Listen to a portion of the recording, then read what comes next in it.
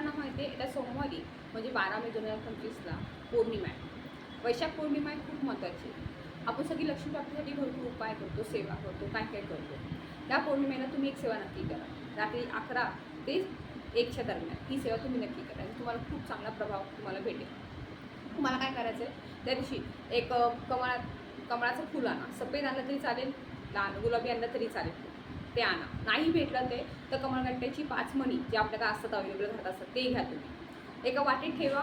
त्याच्यावर तुम्ही हळदी कुंकू व्हा, हळदी कुंकू, तांदूळ वाहा, अक्षता वाहा, धूप दीप लावा, घीचा दिवा लावा. त्या दिवशी तुम्ही स्वतः सफेद कपडे परिधान करा आणि बसायला तुम्ही आसन घ्याल, ते लाल आसन घ्या.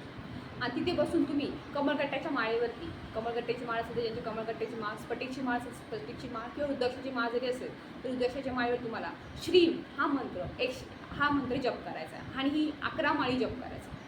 11 माळी तुम्हाला जप करायचा. रात्री 11 ते 1च्या दरम्यान करा. परत सांगते, तुम्हाला गुलाब फूल कमळाचं फूल घ्यायचं आहे. गुलाबी असेल किंवा सफेद असेल तरी चालेल. ते नाही भेटलं तर 5 कमळगट्ट्याची मणी घ्या.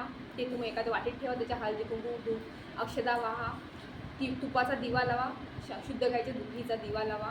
तुम्ही धूप लावा, अगरबत्ती लावा. स्वतः सफेद कपडे परिधान करा आणि खाली बसायला लाल आसन घ्या. आणि त्याच्यावर बसून तुम्हाला स्फटिक किंवा रुद्राक्ष किंवा कमळगट्ट्याच्या माळीवरती श्री मंत्र जप करायचा आहे. हा मंत्र तुम्हाला कमीत कमी 11 माळी जप करायचा. 11 माळी हे करून बघा, तुम्हाला आपलं लक्ष प्राप्त होईल. तर पौर्णिमेला पौर्णिमा ही खास असते देवीची उपासना करण्यासाठी.